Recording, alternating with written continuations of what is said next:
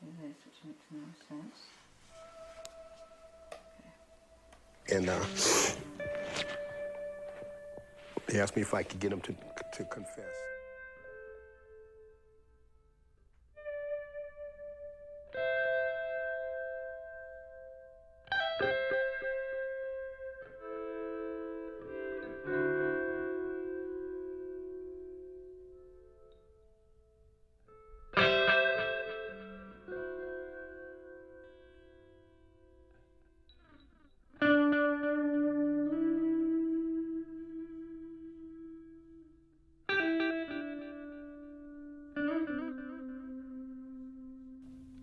When we met Bill and we heard his intense story, we began to think about how could we depict this traumatic experience, and we turned to what we know best, which is drawing.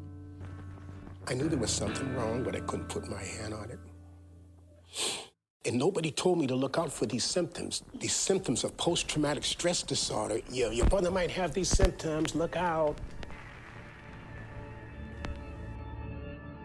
I let Manny get away from me. He started going on his own. He started bathing less. He started dressing bizarre.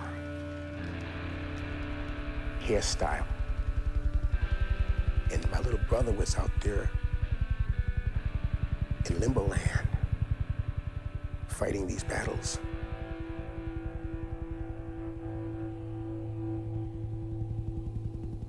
The other thing with animation is you start from a blank page, so you can draw as much or as little as you want, and you can just make it from nothing. There's no standard that you start from. You just start from a clean slate, and you create whatever you want on it. We knew we didn't want to use reenactment, and we wanted to try to describe class and race in ways that didn't automatically allow that to be the first thing you thought about. We chose animation because it describes psychological states and emotional states. And so you really have this possibility of going beyond literally what's the story in front of you and having these other metaphors and describe these qualities so that the whole screen can be completely blank. And you can see one thin line when Bill feels isolated and lonely, or it can feel completely chaotic and hectic when you're describing Manny's state as he comes back from the war and is facing incredible trauma and loss and chaos in his life. And once we had the radio cut, I think we worked for 2 years every day drawing. I spent an entire summer drawing the end where Bill's crying. And it took me 3 months to draw that piece. And it's about 50 seconds. We decided we wanted to look at the impact of the death penalty on whole communities, on families. And we interviewed a number of families, and then we came to Bill's story.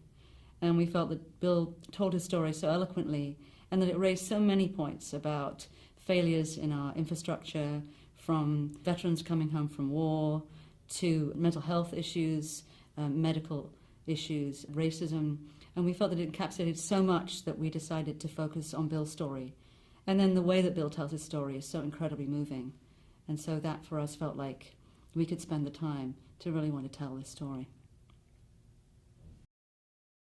Oh, God. What will my neighbors think? Will they think that I'm a bad person, that we're bad people? What will my mother think? Would she understand that I had to do what I did? What would Manny think?